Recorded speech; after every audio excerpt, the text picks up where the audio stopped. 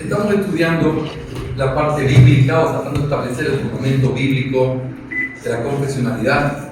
Hemos dicho que vamos a mirar tres cosas de las cuales hemos visto la primera, que es la base o el fundamento, lo cual es el Dios confesante que tenemos.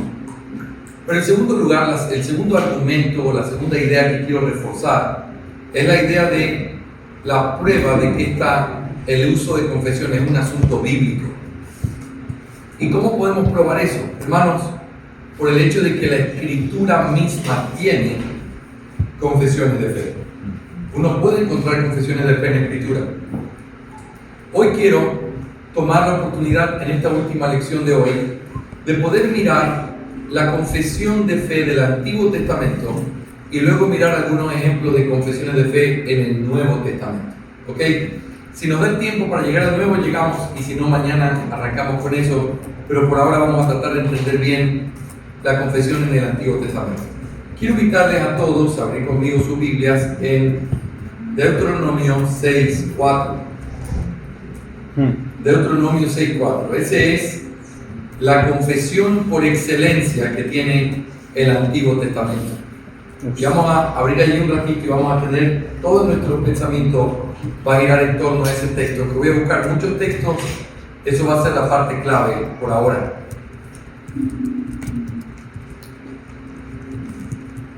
Dice la palabra del Señor en Deuteronomio 6:4: Oye Israel, Jehová nuestro Dios, Jehová uno es. Shema Israel, Adonai Eloheinu, Adonai Echad. Esas palabras muy conocidas en esta confesión sólida, fundamental que tiene el pueblo de Israel, nosotros necesitamos reflexionar en algunas cosas. En primer lugar, quiero que pensemos en su significado. ¿Qué significa este credo o esta expresión que encontramos aquí? Hermanos, esta frase es una proclamación de que Dios, el Dios que se reveló a Israel, no era un Dios como el Dios pagano, sino un Dios que es uno. Y a diferencia de la creencia falsa de esa pluralidad de dioses que había en todas estas tierras paganas, en todas las naciones, ¿qué había en común en la tierra prometida cuando fue conquistada? Todas esas eran naciones que tenían muchos dioses. Esta proclamación era la proclamación que hacía diferencia, que mostraba que el Dios verdadero es uno solo y que ninguna de estas naciones adoraba al Dios verdadero, sino Israel. Este credo, esta confesión, muestra o determina la diferencia básica entre Israel y todo el resto de naciones a su alrededor. Israel tenía un solo Dios, mientras que todo el resto de naciones tenían muchos dioses. Eso me lleva no solamente a pensar en su significado, sino también en su importancia. ¿Cuál es la importancia de este credo, de esta confesión básica del pueblo de Israel? La importancia era que nosotros podemos probar esto o ver que era importante por el hecho de que se encuentra en muchísimos lugares del Antiguo y el Nuevo Testamento. Parece mentira, uno pareciera que si no le presta atención no se da cuenta. Pero sin que te hayas dado cuenta, has leído muchas veces este mismo credo de diferentes maneras. Como tengo muchos textos, yo te voy a ir leyendo, pero si quieres puedes ir anotando la cita para que la tengas. Vamos a leer entonces algunos textos clave. En primer lugar, Deuteronomio 4, 35 y 39. Dice: a ti te fue mostrado para que supieses que Jehová es Dios y no hay otro fuera de él. ¿Qué significa eso? Que Jehová uno es. Aprende pues hoy y reflexiona en tu corazón que Jehová es Dios arriba en el cielo y abajo en la tierra, y no hay otro. Cada vez que se enfatiza no hay otro Dios, Él es el único Dios verdadero, se está diciendo Adonai Echad. Adonai es uno. Deuteronomio 32, 39. Dice en Deuteronomio 32, 39: ved ahora que yo soy y no hay dioses conmigo. Yo hago morir y yo hago vivir. Yo hiero y yo sano, y no hay quien pueda librar de mi mano. Yo soy y no hay dioses conmigo. ¿Qué significa eso? Que Él es uno. Segundo libro de Samuel, capítulo 7, versículo 22. Por tanto, tú te has engrandecido, Jehová Dios, por cuanto no hay como tú, ni hay fuera de ti, conforme a todo lo que hemos oído con nuestros oídos. Piensa en esto. No hay como tú, ni hay fuera de ti. ¿Qué significa eso? Él es. No hay más.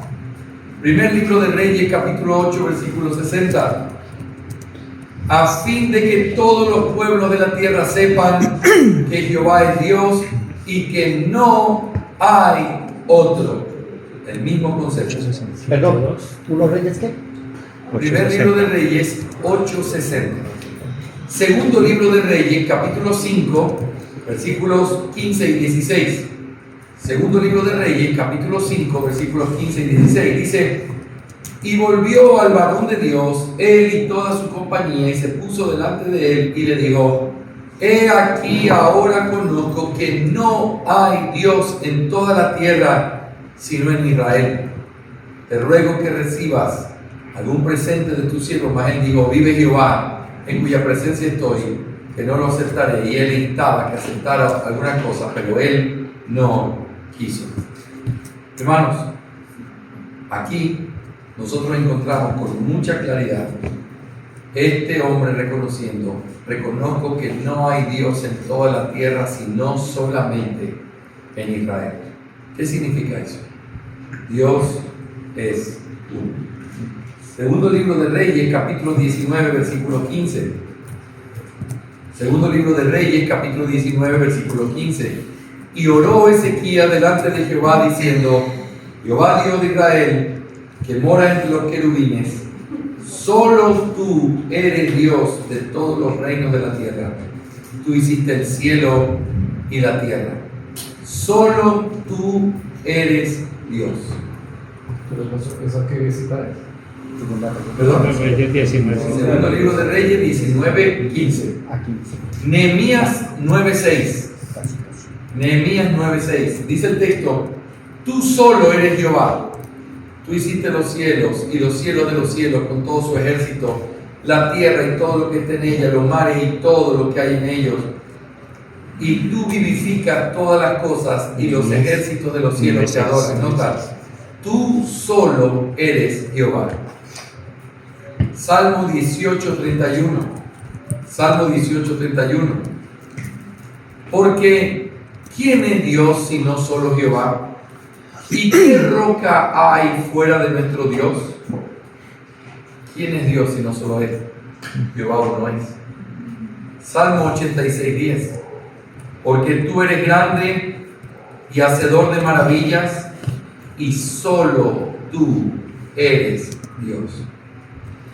Isaías 37:16 y 20.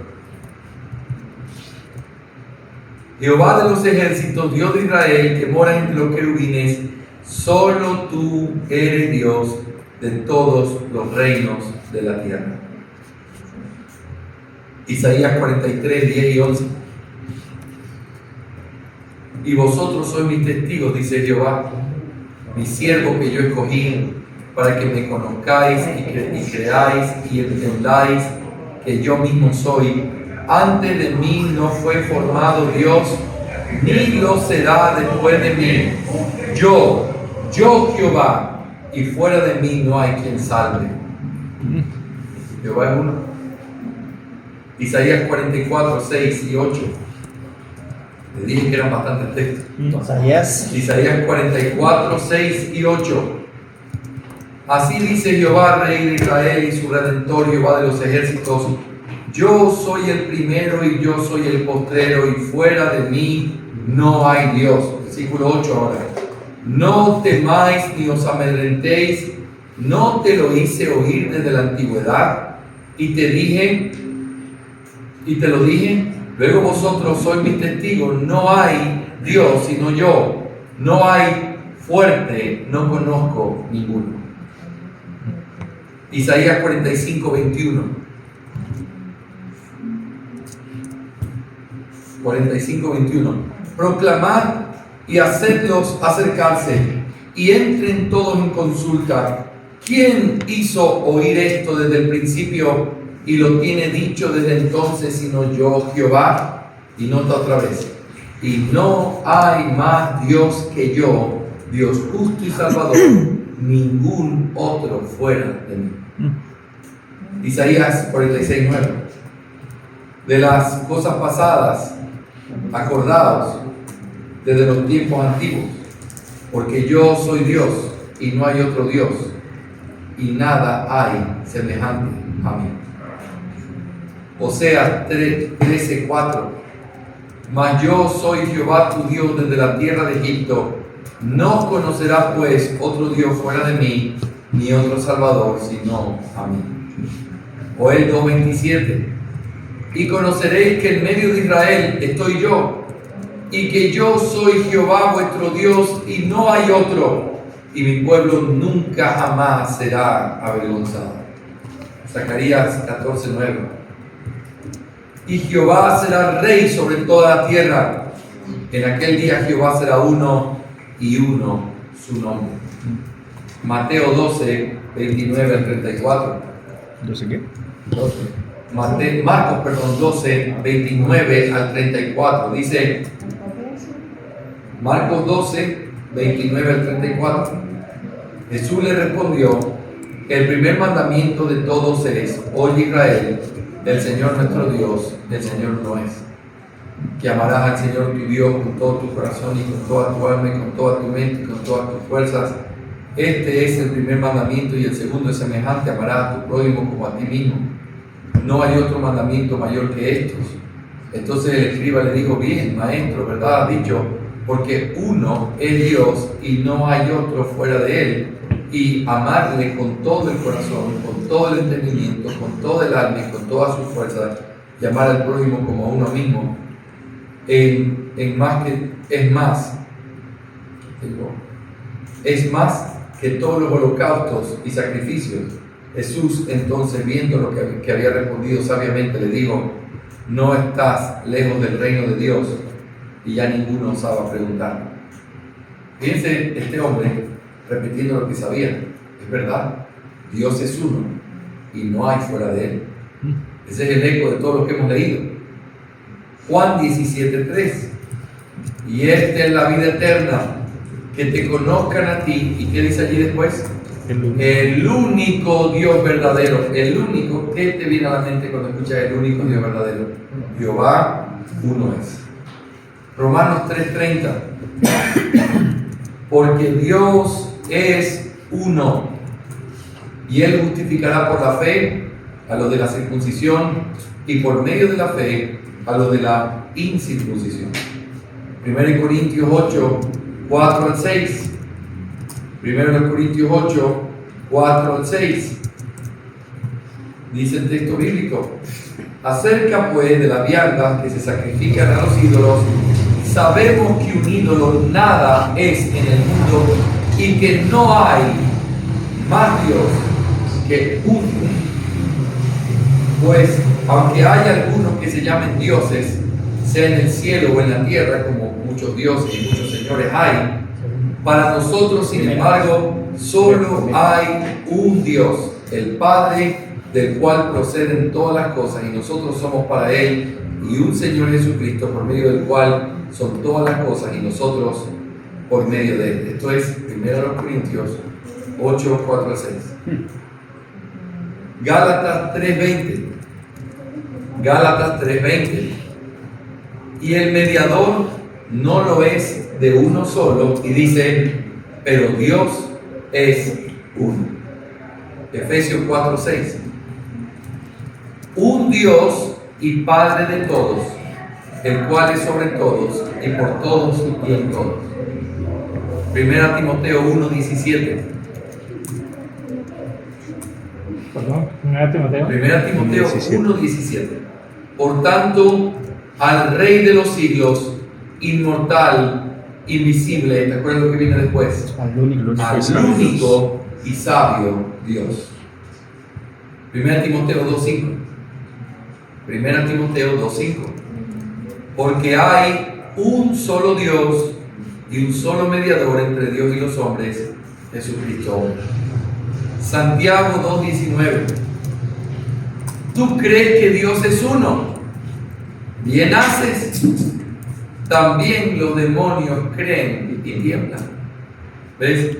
Aquí el argumento es, tú tienes buena doctrina, Dios es uno, muy bien, eso está bien, pero eso también lo saben los demonios, eso también lo hacen ellos, así que no hay aquí diferencia marcada. Y eso es una parte importante de entender, esto está puesto en el fundamento de lo que ellos eran y de lo que ellos creían. Así que, hermanos, el pueblo judío siempre fue muy consciente de la importancia de su Shema, y puede ser visto en la trascendencia que ha tenido para su cultura religiosa a través de los siglos. Desde la Edad Media, el Shema fue la confesión de fe de los judíos que eran martirizados. Los rabinos enseñaron que cualquiera que se establece en Israel, que habla hebreo y que lee el Shema en la mañana y en la tarde, tiene asegurado un lugar en el mundo futuro. Ahora, olvídense de la mala doctrina, quiero que piensen en la importancia que tiene. Es como si le preguntara al rabino, ¿qué debo hacer para ser salvo? Busca volver a la tierra de Israel. Aprende el idioma que Dios nos dio, que es el hebreo, y recita el Shema. Así de importante en la cultura, así de importante en su mente, por causa de lo que significa. Asimismo también, los maestros de Israel aseguraban, basados en la tradición, que el que recitaba el Shema en la mañana y en la tarde no iba a ser conquistado, sino que iba a vencer. Esa es la importancia que tiene el Shema. Tristemente se volvió algo completamente místico, como si fuera una especie de repetición poderosa que tiene un tipo de poder o de mantra. Yo tuve la oportunidad de servir entre judíos hace muchos años, un año haciendo ministerio de fin de semana. Eran judíos que creían en el Señor Jesús y ellos tenían su reunión los sábados para poder alcanzar al pueblo judío, y siempre en todos los cultos se cantaba el Shema Israel, todos los cultos, y era como una especie de recordatorio de lo que era. Pero hermanos, no es solamente una canción, no es solamente una recitación de algo, esto era una declaración de fe de quién es el Dios al que este pueblo adoraba. ¿Cuál es la utilidad que tiene este Shema? Como lo mencioné anteriormente, el Shema le daba al pueblo de Israel una identidad teológica clara, una definición de lo que estaba mal y una unidad entre ellos. Piensa en lo que esto implica. Si tú ves un judío, no importa si está en Ucrania, en Argentina o en África, los tres van a cantar y a recitar la misma canción en hebreo. Shema Israel, Adonai Eloheinu, Adonai Echad. Y lloran cantando eso en un sentido religioso, como si fuera parte de su cultura, una cultura que está perseguida, golpeada en el mundo entero, pero se olvidaron del principio fundamental que esto tiene. De hecho, ellos no adoran al único Dios verdadero. Y me es muy triste decir esto, pero cualquiera que niegue que Jesucristo es Dios, no adora a Dios de la Biblia. Así que lo que ellos cantan, lo que ellos dicen, es lo que Dios les reveló, pero ellos no alcanzaron a entender la profundidad que esto tiene. Hermanos, eso es el Antiguo Testamento. Pero quiero invitarles a que podamos considerar ahora, en esta clase, en los minutos que nos quedan, lo que tiene que ver con el Nuevo Testamento. Quiero mostrarles que en el Nuevo Testamento nosotros encontramos esta idea de confesar, bien arraigado al criterio de lo que la iglesia es. No vamos a terminar esta lección hoy. Mañana empezamos con la continuación, pero quiero dejarte la primera parte de esto, ¿ok? Todos ustedes van a estar aquí mañana, ¿verdad? Sí, sí. Si Dios lo Sí, permite. si el Señor lo permite, sí. Si Dios lo permite. Mañana no vengan. Vengan, ¿ok? Muy bien. Sí, Confesiones de fe en el Nuevo Testamento. Escuchen esto. El verbo homologeo, el cual se traduce normalmente como confesar, profesar, decir, algo que dice en voz alta, aparece muchas veces en el Nuevo Testamento. Pero el uso que tiene esta palabra es muy amplio, porque se habla de confesar o profesar de diferentes maneras. Y lo que quiero hacer hoy con ustedes es un ejercicio de poder mirar diferentes usos que tiene esta palabra para entender qué significa confesar en el Nuevo Testamento. Y luego vamos a notar que hay confesiones en el Nuevo Testamento que claramente se hacen y tienen un propósito. Algunas veces, homologueo se utiliza como el compromiso que alguien hace sobre algo o hacia alguien. Y ese es el caso en que aparecen algunos textos, como Hechos 7:17 o Mateo 14:7, después vamos a ver los ejemplos. Otras veces se usa para describir el acuerdo o el punto de vista que alguien comparte con otra persona. Profesar algo es estar de acuerdo. También, profesar algo en el Nuevo Testamento es admitir que algo es verdad, es confesar. Si tú confiesas algo según el Nuevo Testamento, tú estás diciendo esto es verdad. Pero también en el Nuevo Testamento la palabra confesar tiene que ver con el hecho de reconocer algo, pero que lo haces de manera pública. ¿Se acuerdan las palabras conocidas? Y el que me confiesa delante de los hombres, yo lo confesaré delante de mi Padre. ¿Cuál es la idea ahí de confesar?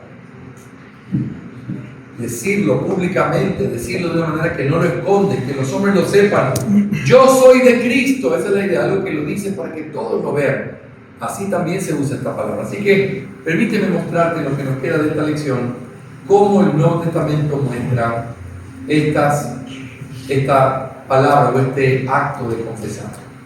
Primero, el acto de confesar. Confesar es contrastado a menudo con negar. Cuando tú confiesas algo, tú no estás negando algo, pero cuando tú niegas algo, es porque no lo estás confesando. Me hago entender, es como la oposición. Por ejemplo, escuchen este ejemplo que les voy a leer. Mateo 10, 32 al 33. Dice: a cualquiera pues que me confiese delante de los hombres, yo también le confesaré delante de mi Padre que está en los cielos. Y a cualquiera que me niegue delante de los hombres, yo también le negaré delante de mi Padre que está en los cielos. Noten, este es mi punto. El contraste que nuestro bendito Señor hace aquí nos ayuda a entender lo que significa confesar. Confesar es contrastado con ¿qué verbo aquí? Negar. Así que si esto es este lado y esto es el otro lado, confesar es lo contrario a negar. Es afirmar algo, comprometerte con algo, reconocer algo, decir esto es lo que yo creo o esto es lo que es. Por lo tanto, confesar, como es contrario a negar, significa afirmar, declarar, asentir, decir, sí, yo estoy con Él, yo soy de Cristo. ¿Sí? Esa es la primera idea de la palabra confesar en el Nuevo Testamento. Ahora, piensa conmigo cómo esto tiene una afectación en nuestro entendimiento de lo que es confesionalidad. Entonces, ¿qué significará confesar nuestra fe? Reconocer que lo que estoy diciendo es verdad. ¿Qué sería lo contrario a confesar nuestra fe en este contexto? Negar. Le voy a decir algo. Uno niega la fe cuando dice que crees algo y vives de manera diferente. Tú niegas la fe cuando dices que crees algo, pero no lo estás dispuesto a afirmarlo delante de otros hombres. Por temor, por no caer pesado, por no sonar como legalista, por no sonar como yo tengo la verdad absoluta, no confiesas, es lo mismo que negar. Pero cuando confiesas, es lo contrario a negar. ¿Sí? Esto es muy importante. Segunda cosa del acto de confesar que aprendemos, según el ejemplo bíblico, confesar también es una identificación con lo confesado. Confesar es una identificación con aquello que está siendo confesado. Piensen en esto. Juan 9:22. Escucha esta ilustración de la palabra. Esto dijeron sus padres porque tenían miedo de los judíos. Juan 9:22. Por cuanto los judíos ya habían acordado, escucha, que si alguno confesase que Jesús era el Mesías, sería expulsado de la sinagoga. ¿Quién hizo esto? Fue Jesús. Pero los padres tenían miedo de decir más, porque ya se había hecho una advertencia. Cualquiera que confiese que Él es el Mesías se va. ¿Por qué se tenía que ir cualquiera que confiese que Jesús era el Mesías? Porque el que confesaba se estaba identificando con lo que confiesa, porque no es de otra manera. Yo me identifico con lo que confieso. Así que si tú confiesas que Jesús es el Mesías, ¿sabes cuál es mi apreciación? Tú eres un seguidor de Jesús. Tú eres uno de ellos. Porque el que confiesa algo se identifica con lo que confiesa. Es algo evidente, pero es bueno entender todos esos matices de la palabra y del verbo para saber qué implica confesar nuestra fe. Otro ejemplo. Confesar también es, pues, algo que es ratificado con la conducta. Confesar en el Nuevo Testamento es ratificado con la conducta o por medio de la conducta. Mira lo que dice 2 Corintios 9:13. 2 Corintios 9:13. Dice el texto: pues por la experiencia de esta administración glorifican a Dios por la obediencia que profesáis al Evangelio de Cristo y por la liberalidad de vuestra contribución para ellos y para todos. Fíjense el ejemplo. En 2 Corintios 9:13, que es el pasaje que acabo de leer, Pablo está hablando. ¿Quién se acuerda de qué está hablando? Es un pasaje que siempre usamos. ¿En qué momento? La ofrenda. No le estoy tomando la lección, uno solo se acuerda. A veces olvides. Ok. Está ahí el profesor, le estoy tomando la lección aquí al frente de él. Okay. 2 Corintios 9, capítulo 8 y 9, en realidad, se usa mucho para hablar de la ofrenda porque fue la ofrenda que se levantó, ¿se acuerdan? Entre los pobres de Macedonia para ayudar a los pobres de Judea, ¿se acuerdan? Y ellos le dije que no, pero ellos insistieron, por favor, recibe mi ofrenda. Y uno dice, espera, y Pablo está exaltado de emoción con lo que ha pasado. Pero Pablo dice que por la experiencia de esta administración, de este servicio, de esta dádiva, glorifican a Dios por la obediencia que profesan al Evangelio de Cristo. Es decir, ustedes dicen que creen en el Evangelio, ustedes demuestran que lo hacen a través de cosas como esta.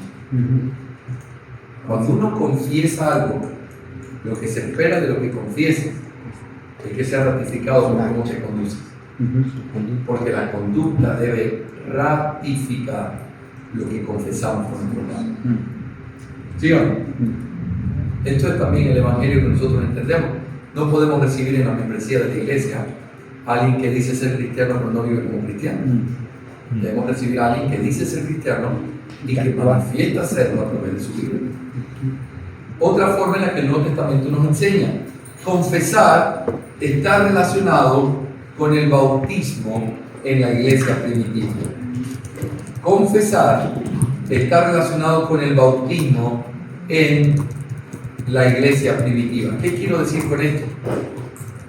Hay algunos pasajes, como por ejemplo Romanos 10:9, que es muy conocido el hecho de que algunos afirman que si confiesas con tu boca que Jesucristo es el Señor, etc.,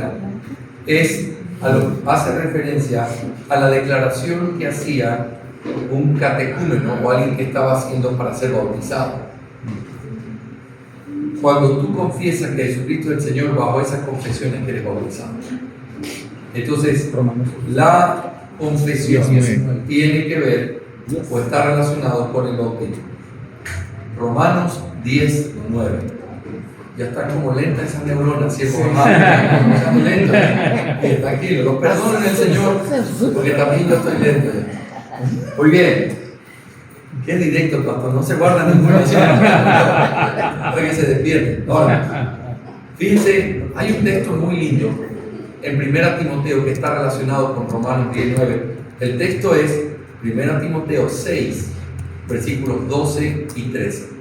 1 Timoteo 6, versículos 12 y 13. Dice el texto: pelea la buena batalla de la fe y echa mano de la vida eterna, a la cual asimismo fuiste llamado, habiendo hecha la buena profesión delante de muchos testigos. ¿Qué significará eso? Algunos comentaristas dicen: cuando fue bautizado. Para ser bautizado, Timoteo tuvo que confesar públicamente que Jesucristo era el Señor, y así, entonces, él estaba, a través de esta confesión, siendo recibido en la iglesia, quemando delante de Dios, que da vida a todas las cosas, y de Jesucristo, que dio testimonio de la buena profesión delante de Poncio Pilato. Otra vez, la buena profesión. ¿Qué hizo Jesús delante de Poncio Pilato? Dio testimonio. Muy bien. Delante de Poncio Pilato, Jesucristo testificó la verdad de lo que era. Eres tal cosa, tú lo has dicho. Estaba en una posición delicada, pero Jesús testificó y dijo quién era. Él dio una buena profesión delante de este hombre. Y esa misma expresión se usa de lo que Timoteo hizo delante de muchos testigos: dar una buena profesión. Significa confesar la verdad, confesar lo que cree. Así que eso está relacionado con el bautismo también. Otra forma en la que se usa la palabra es que confesar es la declaración que hace un creyente de su fe en el Señor Jesús. El Nuevo Testamento habla de confesar o de profesar como aquello que hace un cristiano confesando que ha creído en el Señor. Por ejemplo, Hebreos 3.1. Hebreos 3.1 dice: por tanto, hermanos santos, participantes del llamamiento celestial, considerad al apóstol y sumo sacerdote, y escucha esto, de nuestra profesión. ¿Qué significa eso? Jesús es a quien nosotros hemos confesado. Jesús, o de Jesús, es de quien nosotros hemos hablado y hemos confesado públicamente. Hebreos 4.14 dice: por tanto, teniendo un gran sumo sacerdote que traspasó los cielos, Jesús, el Hijo de Dios, dice: retengamos nuestra profesión. ¿Qué significa allí la idea de profesión? Retén lo que has dicho públicamente, retén lo que has confesado delante de otros, que Jesucristo es tu Señor. Hebreos 10.23 vuelve a repetir la misma idea. Mantengamos firmes sin fluctuar, nota, la profesión de nuestra esperanza, porque fiel es el que prometió. Hebreos 10.23. ¿Qué es esto de la profesión de nuestra esperanza? Lo que confesaste, lo que hemos confesado, que es en lo que nuestra confianza está puesta. Manténlo, no te pierdas en eso. Manténlo sin fluctuar, porque el que nos prometió esa vida eterna que has confesado públicamente es fiel y Él lo cumplirá. Así que hemos visto, en primer lugar, en el Nuevo Testamento hay formas de cómo tenemos que entender este verbo confesar. Hemos visto el acto de confesar. Pero ahora, como un segundo encabezado dentro de ese análisis de la palabra, no solamente ya entendemos qué es lo que la palabra es, ¿verdad? Es lo contrario a negar, es decir algo con lo que te estás identificando, es algo que lo dices de manera abierta, por eso significa, ¿verdad?, confesar o profesar algo. Hemos entendido la palabra, pero ahora quiero hacer una pregunta todavía más directa. ¿Qué es lo que enseña el Nuevo Testamento que hay que confesar? No solo hay que confesar, sino ¿qué es lo que tenemos que confesar? Y aquí hay cosas que seguramente vienen a tu mente inmediatamente, y esto es con lo que quiero cerrar esta lección. 3 cosas que claramente se enseñan en el Nuevo Testamento que los creyentes tienen que confesar. 3 cosas. Primero, ¿qué dice Romanos 19? Confesar nuestros pecados. No. Que Jesús es el Señor. Que Jesús es Ya. el Señor. Que Jesús es el Señor. Así que claramente se identifica en el Nuevo Testamento que hay que confesar que Jesús es el Señor. En otras palabras, es una declaración de su deidad, es una declaración de que Él es quien dijo que era. Por lo tanto, Romanos 10, 9 al 10 nos recuerda que lo que hay que confesar según el Nuevo Testamento es que si confesares con tu boca que Jesús es el Señor y creyeres en tu corazón que Dios le levantó de los muertos, serás salvo. Y otra vez repite, porque con el corazón se cree para justicia, pero con la boca se confiesa para salvación. Así que confesar tiene que ver con no solo algo que hay que hacer, sino que hay un contenido que se nos enseña que hay que confesar. Y eso primero es, Jesucristo es el Señor. En segundo lugar, no solo que Jesucristo es el Señor, sino también Jesús es el Hijo de Dios. Jesús es el Hijo de Dios. Primera de Juan 4:15 dice: todo aquel que confiese que Jesús es el Hijo de Dios, Dios permanece en él y él en Dios. ¿Qué es lo que hay que confesar según Primera de Juan 4:15? Que Jesús es el Hijo de Dios. Finalmente, también se tiene que confesar que Jesús es verdaderamente hombre. Eso es otra de las cosas que se nos muestra que hay que confesar según el Nuevo Testamento. Primera de Juan 4, 2 al 3. Primera de Juan 4, 2 al 3 dice: en esto conoced el Espíritu de Dios. Todo espíritu que confiesa que Jesucristo ha venido en carne es de Dios. Y todo espíritu que no confiesa que Jesucristo ha venido en carne no es de Dios. Y este es el espíritu del anticristo, el cual vosotros habéis oído que viene y que ahora ya está en el mundo. ¿Dicen esto? ¿Qué es lo que muestra que alguien le pertenece al Señor? Confesar qué cosa, mi hermano. Que Jesús ha venido ¿en qué? En la carne. Y lo contrario a eso es que quien no confiesa que Jesús ha venido en la carne, ¿qué pasa con él? No es de Dios. De hecho, viene el espíritu del anticristo, o ese espíritu anticristiano que niega el hecho de quién es Jesucristo como un verdadero hombre. En la segunda epístola de Juan, versículo 7, segunda de Juan 7, dice: porque muchos engañadores han salido por el mundo que no confiesan que Jesucristo ha venido en la carne. Quien esto hace es el engañador del anticristo. ¿Qué es lo que hacían estos engañadores? No confesaban que Jesús vino en la carne. Si quieres añadir un texto más allí, 1 Timoteo capítulo 3, versículo 16. 1 Timoteo 3, 16.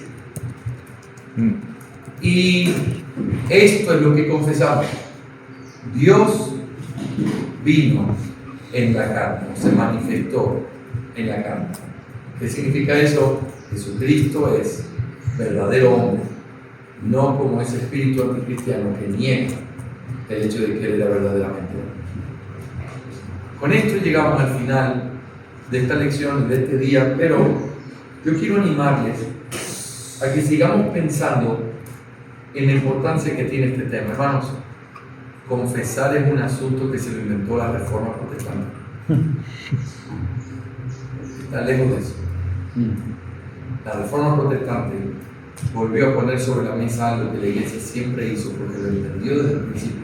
Y lo perdió. El que no confiesa la verdad no es de Dios. El que es de Dios tiene que confesar la verdad. Por eso, en la práctica, una iglesia que no tiene una confesión de fe o una declaración de fe está yendo en contra de su propia naturaleza como iglesia, porque los hijos de Dios confiesan lo que Dios confesando nos ha revelado en su palabra. ¿Sí, mi hermano?